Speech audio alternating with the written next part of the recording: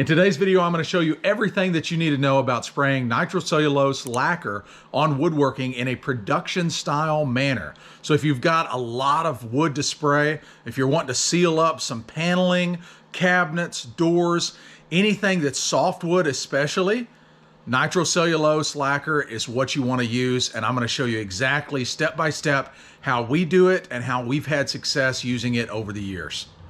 So I'll go over a few things that you need to know before you start spraying nitrocellulose lacquer. One thing is you don't just dump it straight out of the can into your cup. You need to stir it up, and you need to stir it up good. Depending on what sheen you have, satin, semi-gloss, matte finish, gloss, there will most likely be some flattening agent in the bottom of it, and you'll need to stir it really good with a stick. Okay, so I'll open up this new gallon. Show you what it looks like inside, especially when you haven't transported it for a while. All of the flattener, that's what I call it, the flattener is down here in the bottom of the can. So this is all clear up top, or for the most part. Now if you wanted to, you could take a can of satin, and if you wanted a duller sheen, you could pour some of this right off the top before you mixed all that flattener in. Or let's say you've got some semi-gloss and you wanted it a little bit flatter. Wait till all that flattener settles to the bottom, pour a little bit of that just straight gloss lacquer off the top, and you can get a duller sheen that way. Or you can actually mix the satin with some gloss or some semi-gloss. It doesn't matter, as long as you're using nitrocellulose lacquer, not a two-part. It'll mix together with each other. So watch what happens when I mix it up. You'll see it start turning white. See that flattener on the bottom? So as I mix, all of that flattener will mix in there with that clear.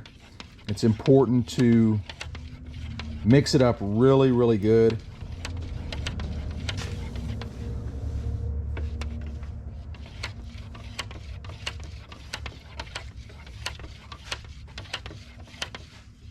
There we go. Now we're looking good. We generally use satin for pretty much everything.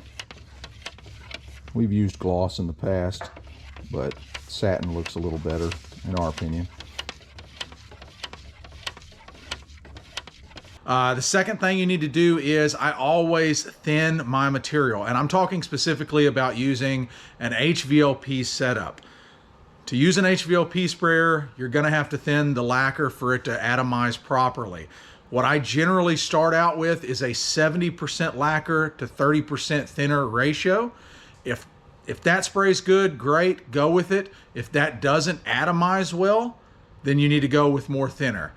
Usually when you mix it up and you pour it into your cup, pull the trigger, you can see it. It should look like a aerosol can, or a rattle can, some people call it, like a paint can that you would buy from a hardware store. If it doesn't atomize like that and have that really fine mist, you don't have enough thinner, or you need to switch tip sizes depending on what type of Hvlp sprayer you have. This will be our mix ratio can, okay? So a lot of times I'll start off with like one of these coffee cans, because I have to empty some of this out. Now you can do a custom mix ratio, whatever you want. I typically mix it until it sprays good, and that's going to be dependent on the temperature, the humidity, but really you don't have to get too crazy scientific with it. Just as long as it's spraying out of your gun correctly, you're going to be fine. I've never had a failure with this stuff, unless you don't let it dry. That's a whole nother story though. So you can see what I've got going on here. I've got a gallon that is roughly half full, okay? You can see this line on the inside of the can. Well, there's another line down lower. I automatically know that that's about half a gallon. So I don't need to get scientific and start filling up measuring cups and all that stuff. All I need to do is start pouring in lacquer thinner. And what I'm going to do is, let me twist this can around. I'm going to fill it up about right there, about the bottom of that notch right there. Now I can go ahead and mix that up really well. You'll mix on this for quite a while, and I'll try this in my gun. And if it sprays good, I'll keep it. If it doesn't spray quite as good as I want it to, or doesn't flow as good as I want it to, I can go ahead and add some more thinner. I can do up to a 50-50 mix, and I've done that in the past. Never been an issue for me. You just have to put more layers on. The more you thin it, the more layers you have to put on. Now, once again, I'll start with a 70% lacquer to 30% lacquer thinner ratio. A lot of times I'll bump it up. Sometimes I'll go 60% lacquer, 40% thinner. It's not going to decrease the durability of the product. It's just going to increase the amount of coats that you're going to have to put on the surface of whatever you're spraying. Because that lacquer thinner, it basically is going to evaporate, and the actual lacquer is going to stay on the surface. So you might have to put on another coat or two depending on your mix ratio, but I would rather it spray nice and not have to worry about some of the issues that you can run into spraying nitrocellulose lacquer. Some of those issues are dry spray, orange peel, and blushing. Dry spray, let me go over that real quick. Dry spray is when you're not putting enough product on the surface. That can happen pretty easily if you're not looking at your surface closely.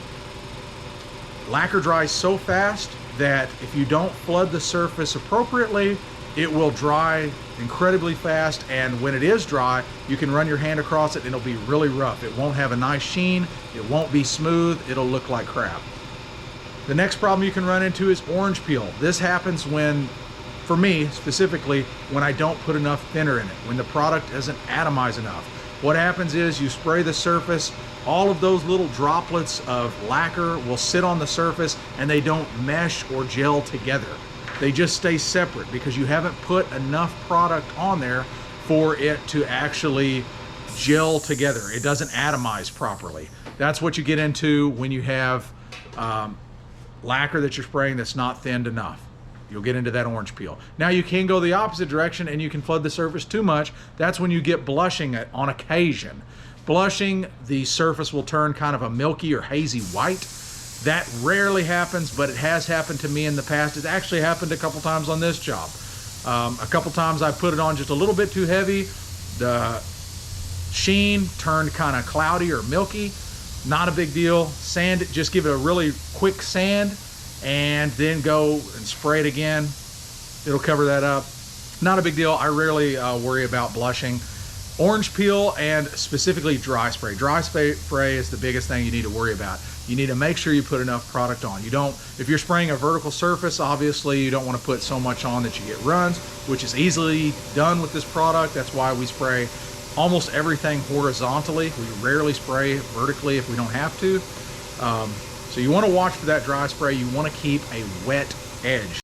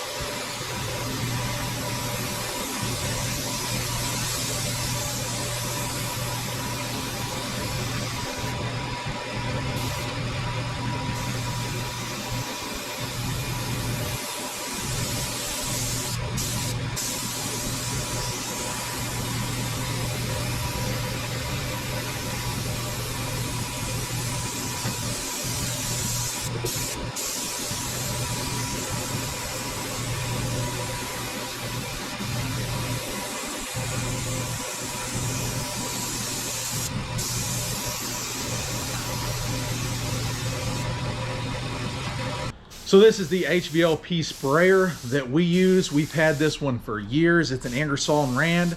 I did have to put this pressure gauge at the bottom.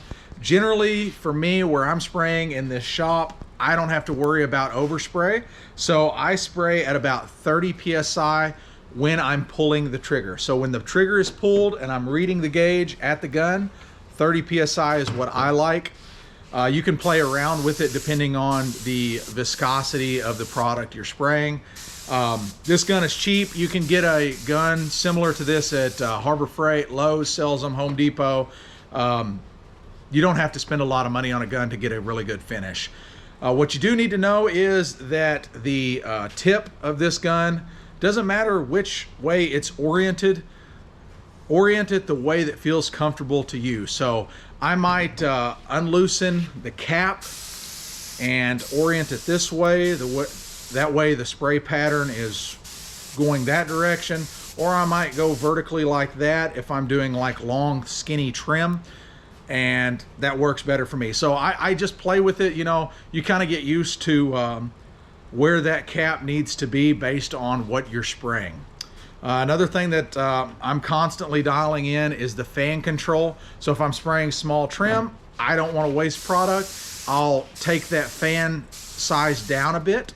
If I'm spraying like the car siding panels, they are 5.5 inches, give or take. I'll widen it out a little bit so that it'll kind of wrap around the edges so that I can cover the whole surface in one pass. So that's one more thing I play with.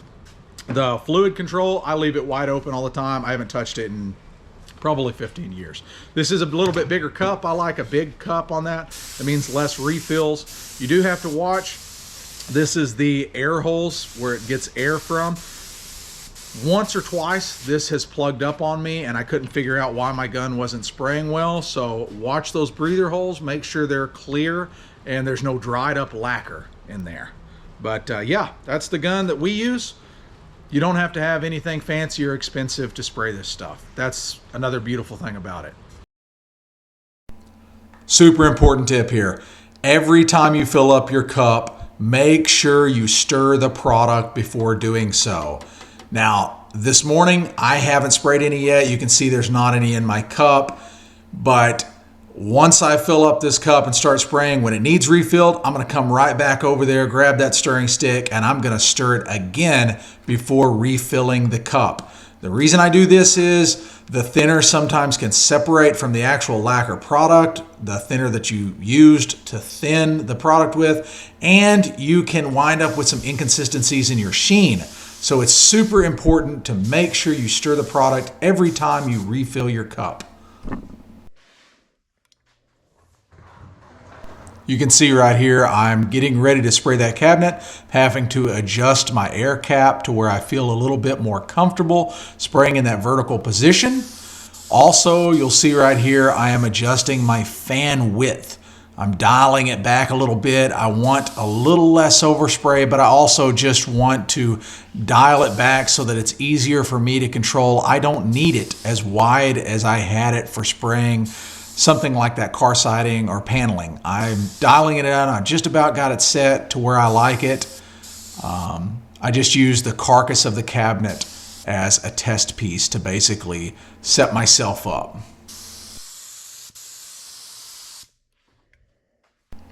These are just box store cabinets and we're just throwing a real quick finish on them. They don't have to be perfect. The client's on a budget. Didn't want to spend a whole lot of time spraying these cabinets. We were already spraying the car siding. So you'll notice some imperfections like on the face of that cabinet. There's some glue splotches where the manufacturer didn't get all the glue off. Not that big of a deal. He wasn't worried about it, so we're not worried about it. We stained it real quick and we're throwing a quick lacquer finish on it, sanding in between coats just like our car siding.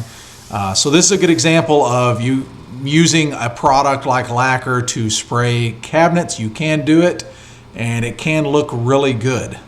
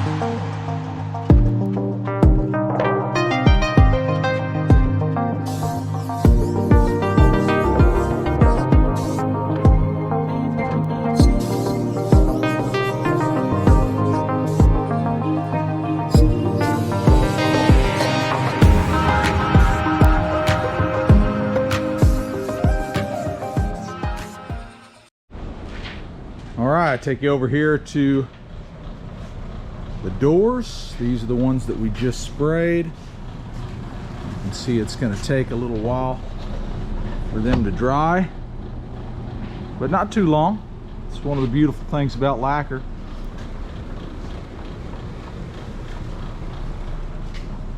So here's the spray station.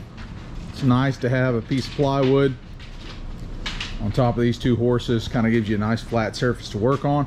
And then we just put a 1-gallon container to bring the height of the door up and to keep the door off of the overspray that's around it. Makes it a little bit easier spraying. Here's all of our cabinets drying. We just put another coat on them, cabinets and drawers. So they're looking really good. Next up, we've got some trim. Now this is pine. This is a softwood, not oak. So it takes a few more coats on the softwoods. Over here we've got a couple of pine doors. This one's a 6-panel door, and there's a couple 18-inch 3 panels. They're looking nice. These have 2 coats on them. You can't hardly tell they've even been coated, and that is because that lacquer just soaks into that softwood. It's not like spraying a hardwood. So the next coat, it will start looking basically finished, and then we'll put 1 extra coat on it just for protection. So here is our pine 6-panel door. Because pine is so soft, it's going to take quite a few more coats than it would like on a hardwood like oak or maple. But these are the pads that we use. These are 3M super fine. They're flexible sanding pads. They work really well for sanding. So this has had 1 coat of lacquer on it, and all the grain has been raised, so it feels really rough, kind of hairy. So all we have to do is just lightly skim that surface like this. There you go.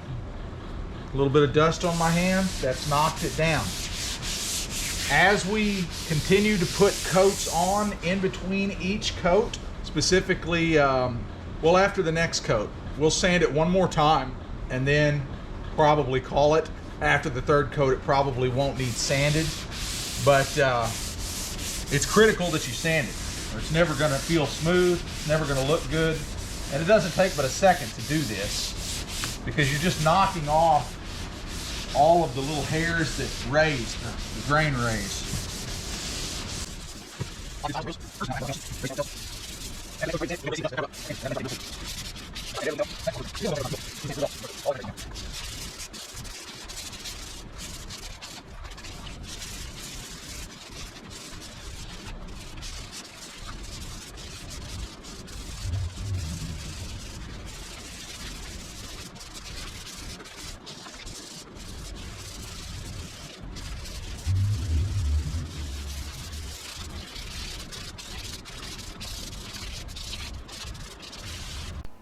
Notice the direction I'm going with my spray pattern this time. This time I'm spraying the door, the width of the door instead of the length of the door. I'm going across it. That is to help me keep a wet edge. The reason I didn't do it on the first coat was because the first coat doesn't really matter, and it's a little bit quicker for me, it seems like, to spray at the length of the door instead of the width of the door. Now by spraying the width of the door, I can come back with my spray fan a lot faster, and it allows me to maintain that wet edge. When you get dry spots, it's going to show up in the final finish. So everything that I just sanded off, it doesn't matter that it had a little bit of dry spray spraying at the length of the door. That's not a big deal. But when you get to the 2nd, 3rd, 4th coat, you're going to want to definitely switch orientation and spray across the door in this manner. And this is something that even I've forgotten many times. It just allows you to keep that wet edge, and that's important when you're spraying. Something else I might mention, wear clothes that are older and you don't really care about, because you're going to get a little bit of overspray on your pants, maybe even on your shirt. In this video, I'm wearing an old pair of Carhartt pants that have been through the ringer. I'm not really worried about them getting messed up. So you'll get these little fuzzies on your pants, and you probably can't wash them off because it's lacquer. Also, the shoes that I'm wearing, yet again, old shoes that I don't really care about because of all that overspray falling to the floor. It's going to get all over your shoes. It's going to ruin a good pair of shoes. So keep that in mind when you're spraying on spray day. Bring some extra clothes that you don't really care about ruining.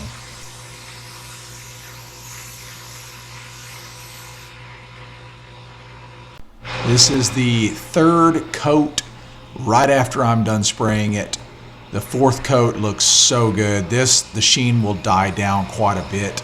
The fourth coat, it really slicks it up nicely.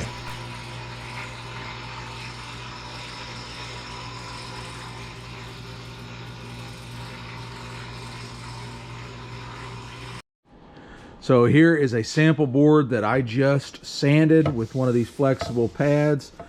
You just go real lightly across the whole surface, and then this is another reason we like these flexible pads. I can force it into that groove a little bit easier, sand that, and sand these edges. So you don't want to put a whole lot of pressure. Just basically you're skimming the surface to knock down any imperfections or grain rays. When you wipe the board after you've sanded it, that's what your hand should look like.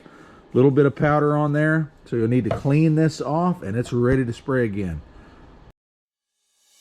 Well, I hope you guys have enjoyed the video, and I hope it helps somebody.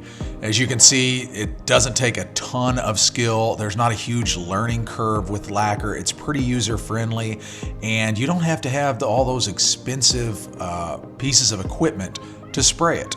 You can get it done with a compressor and a really low-end, cheap HVLP spray gun, and you can get really good results. It's worked for us over the years. I hope it works for some of you guys that are interested in the video. If you have any questions at all, hit me up on my Instagram account at Miller's Construction. I'm pretty active over there, and I usually get back pretty quickly. So until next time, guys, hope you guys enjoyed it.